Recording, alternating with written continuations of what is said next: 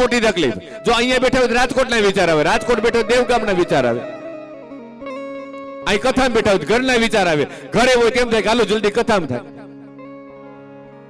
મોટે ભાગે નથી આ બધા જોવાની ફરવા જાય ને પછી હાથમાં ફોન લઈને આમ સેલ્ફી લીધા કરે ને આમાં બધું ઉતાર્યા કરે. એટલે ભાઈ હવે આઠ આવ્યો છો જોઈને જોને ભાઈ, આ તો બધું ફોનમાં તો આવે જ છે. જે સમયે આપણું ઇન્વોલ્વમેન્ટ જે જગ્યાએ હોવું જોઈએ ને એ હોતું નથી, એટલે તો આપણને આ ફળ મળતું નથી. નહીતર કથા કેટલી અત્યારે તો 2-2.5 કલાકનો સમય થઈ ગયો ને, 2-2.5 કલાક સવારે, 2-2.5 કલાક બપોર પછી હોય. હવે એમાંય કેટલા મનના ઉત્પાતો.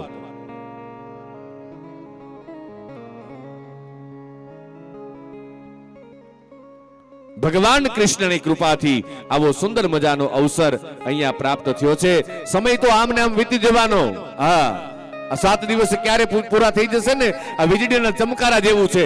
આ ક્યારે પૂરું થઈ જશે એ ખબર પણ નહીં પડે. દરેક જગ્યાએ જે જગ્યાએ ધર્મેશભાઈ ભાગવત કથાની શરૂઆત હોય ને ત્યારે મનની અંદર બધાને એમ હોય કેમ થશે, કેમ થશે, કેમ થશે. પણ આ 7 દિવસ પૂરા થાય ને એટલે પછી દરેકના મોઢામાં એક જ શબ્દ હોય કે અમે આવું નહોતું ધાર્યું હો, આટલો આનંદ આવશે એ અમે આવું નહોતું ધાર્યું, આપણે ધાર્યું નહોતું. તો પછી આ આનંદ કરાવી ગયું કોણ? જે જગ્યાએ ભાગવત કથા, હજી તો આગળની કથાના મહાત્મ્યની કથાના પ્રસંગોમાં આવશે કે જે જગ્યાએ ભાગવત કથા થતી હોય ને ત્યાં ભગવાન કોઈને કોઈ સ્વરૂપે ભગવાનની હાજરી હોય છે અને એ ભગવાનની હાજરી જ જીવને આનંદ કરાવી જતી હોય છે.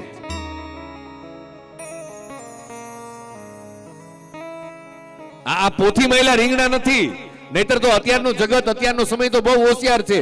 આ કરે પોતાના છોકરાને 5 રૂપિયા વાપરવા ન આપતા હોય એ 5-5 લાખ રૂપિયા વાપરે. મહત્વ આપણે સમજીએ છીએ. જાને બીનું હોય ન પરતીતિ, બીનું પરતીતિ હોય નહીં તા પર પ્રીતિ. અને જીવનની અંદર ભગવાનની કૃપા કરે અને જો આપણે ભગવાન કૃપા કરે અને થોડીક સગવડ હોય ને તો મનની અંદર આવા મનોરથ રાખવા.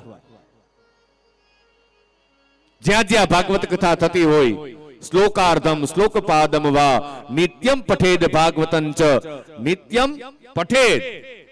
રાજસૂય અશ્વમેઘ, રાજસૂય અને અશ્વમેઘ યજ્ઞ કરવાની આપણી તાકાતે નથી, પણ ભાગવત ભગવાન તો એવા દયાળુ છે કે ભાગવત ભગવાનના સન્મુખમાં આવી એક શ્લોક ગવાઈ જાય. શ્લોકાર્ધમ અડધો શ્લોક, શ્લોકપાદમ વા શ્લોકનું એક ચરણ, શ્લોકનું એક પદ. નિત્યમ પઠેદ ભાગવતમ ચ રાજસૂય અશ્વમેઘયો. કેવા પુણ્યની પ્રાપ્તિ થાય? રાજસૂય અને અશ્વમેઘ યજ્ઞ કરો અને જે પુણ્યની પ્રાપ્તિ થાય ને એવા પુણ્યની પ્રાપ્તિ માત્ર કથા શ્રવણ કરવા માત્રથી થાય છે. આ કથાની અંદર તમે આવો અને કથાની અંદર ખાલી એક તાલી પાડો ને, એક તાલી. આ તમારા ગામમાં કથા થઈ ધર્મેશભાઈ, આ દેવગામમાં, એને કેટલા વર્ષથી આવી છે? છેલ્લે ક્યારે થઈ હતી?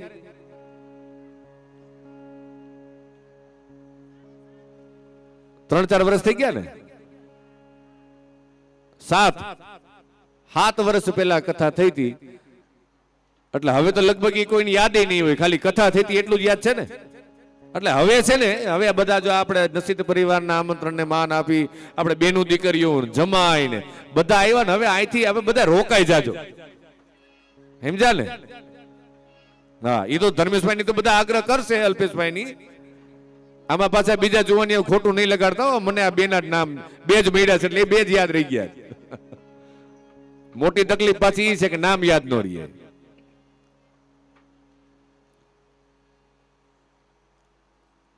આજે કથાનો પહેલો દિવસ છે અને એમાં મહાત્મ્યની કથા કરવાની હોય અને એમાં મંગલાચરણ આવે છે. શ્રીમદ ભાગવતની અંદર 3 મંગલાચરણ છે અને એમાં વ્યાસનારાયણ ભગવાનનું મંગલાચરણ, સુતજી મહારાજનું મંગલાચરણ અને 16 શ્લોકની અંદર સુખદેવજી મહારાજનું મંગલાચરણ છે. અને એમાં પહેલા વેલા આપણું કોઈ પણ શુભ કાર્ય હોય ને એટલે ગણપતિ દાદાને યાદ કરવા પડે. ભાગવતજીના લહિયા જ ગણપતિ દાદા છે. ભાગવતજી લખ્યું છે કોને? ભાગવતની અંદર 335 અધ્યાય છે 18,000 શ્લોક છે અને 12 સ્કંધ છે. આ થોડું થોડું યાદ રાખજો, યાદ રહી જાય એવું જ છે. અને આપણે કઈ ઇંગ્લિશમાં તો બોલતા નથી, ગુજરાતીમાં કથા છે. નકર એમ થાય કે ન સમજાય. ઘણા તો ધર્મેશભાઈ એમ કરીને છટકી જાય, આખી કથા પૂરી થઈ જાય ને પછી હું કે ખબર મજા બહુ આવી, પણ આમાં અમને કઈ ખબર ન પડે, એમ કરીને છટકી જાય. બોલો મજા બહુ આવી, પણ તો તને મજા શેમાં આવી? મજા બહુ આવી પણ આમાં અમને કઈ સમજાય નહીં. ઈ સમજવું નથી, બાકી બધું સમજાઈ જાય એવું છે. સમજણ વિનાનું જીવવું ભલે ને જીવો વર્ષ 1000. સમજણ વગરનું જીવવું હે ભલે જીવો વર્ષ 1000. સમજીને જો જીવો ઘડી તો સમજો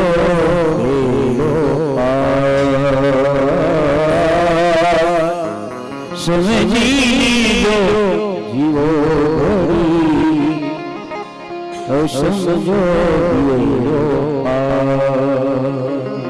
સમજણ વિનાનું જીવવું ભલે જીવો વર્ષ 1000, પણ સમજીને જીવો ઘડી એક. એક ઘડી એટલે બેનોને ખબર હોય, એક ઘડી એટલે જો આ અમારો ડાયરો રહ્યો ને, હું બેનો દીકરીઓને વધારે પૂછું ને એનું કારણ શું ખબર?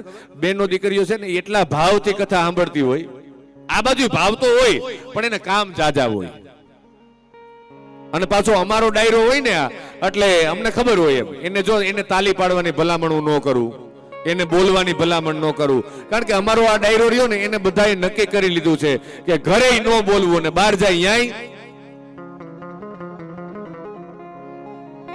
એટલે અમારા એને હું બહુ જાજા દુખી ન કરું, પણ અહીંયા બેનો તો આમ તાલી પાડે, કીર્તન કરે. અને એમાં આજ વખતે તમારે પરસોત્તમ મહિનો આવે છે. હા, એ ને તમારે ગોપી મંડળ બધા આમ એક રાધા બને ને કૃષ્ણ બને, આંબુડું જાંબુડું કેરી ને કોઠીંબુડું. હો ધર્મેશભાઈ, અને આ બધું બેનો ને હોય પૂછ. જોજો આ બેનો રહ્યા ને, એ બેનો પાસે 25,000 રૂપિયા ભેગા થાય ને એટલે અમારે ગોરદાદા ને બોલાવે કે સંજય દાદા આવજો ને, કે શું છે કે આપણે કથા કરવી. નગર પૈસા તો આ અમારા ડાયરા પાસે હોય, પણ આવો કોઈ દી વિચાર ન આવે. તમે કોઈ દી સાંભળ્યું બાબા મંડળે કથા બેહાડી? એ હુજે જ નહીં.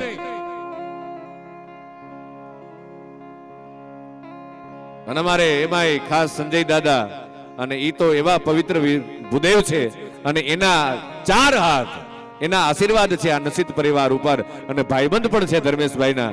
અને ભગવાન રામચંદ્રજી બોલ્યા, ધર્મેશભાઈ, પુણ્ય એક જગ mahુ નહીં દૂજા, મન કર્મ બચન વિપ્ર પદ પૂજા. સાચા ભાવથી. એ તો હું આજ બપોરે જ કહેતો હતો સંજયભાઈ. મેં કીધું સંજયભાઈ હવે આમાં તો આ બધા કથાકારોની તમે કેસેટ મગાવી ને જોયું ને પછી મને કીધું હવે આ પરિવારને તો તમારા ઉપર એટલો બધો પ્રેમ છે ને કે તમે કથા વાંચો બેસી ગયા હોત ને તોય એને કઈ વાંધો નહોતો, પણ તમે હિંમત જ ન કરી. એટલા પવિત્ર નિખાલસ અને ભોળા ભૂદેવ છે અમારે. એ તો શરીર જોઈતા જ ખબર પડી જાય. ચિંતા કરે જ લઈને કઈ મહાદેવ મહાદેવ કર્યા કરે. અને એમાંય સાથે અમારે છે નીતિનભાઈ, અમારા આચાર્ય છે, ભાગવત કથા કરે છે પોતે. આ તો એમની મહાનતા છે કે અત્યારે અહીંયા બેસી અને પાઠ કરવાના છે. સાથે અમારે ત્રીજા ભૂદેવ, સાથે શુભમભાઈ, એમના આશીર્વાદ આ પરિવારને. સવારે છે ને ભાગવત કથાની અંદર દરરોજને માટે સવારની પૂજા હોય ને એ બહુ મહત્વની હોય. અને એમાં આજે તો એમને કેટલી પૂજા કરાવી એ બધું આ પોતાના જાણી, અને પોતા એને એમ થાય કે મારા યજમાનનું કલ્યાણ થવું જોઈએ. અને પહેલેથી જ્યારથી કથા નક્કી થઈ ત્યારથી સંજયભાઈની હાજરી પૂરેપૂરી. કેટલી વખત ગમે ત્યારે આવે, ગમે ત્યારે બોલાવો. નહીતર અત્યારે તો આ બધું પ્રોફેશનલ થઈ ગયું છે, કોઈને બોલાવ્યા ન થાય. હા, અમારા કથાકારો આવી જાય, ફોન કરો એટલે પેલું ઈ પૂછવું પડે કે તમે શું લેહો. હા, ઈ તો બધી બહુ સિસ્ટમ અઘરી છે. આપણે ગામડાના બધા ભોળા માણસો નો બહુ ખબર હોય. આ તો ક્યાંનું ક્યાં પહોંચ્યું છે ને એ તો વાત જવા દો એવું હાલે છે. પણ ભગવાન રાજી ક્યારે થાય? પ્રેમ તે પ્રગટ હોય મેં જાના. આ ભગવાન એને તો બસ મારો અને તમારો પ્રેમ જોઈએ છે. અને આ કથા સાંભળતા સાંભળતા, આ મહત્વ સાંભળતા સાંભળતા બસ આપણને પ્રેમ જાગે ભગવાન પ્રત્યે, ભગવાનની લીલા કથાઓ પ્રત્યે.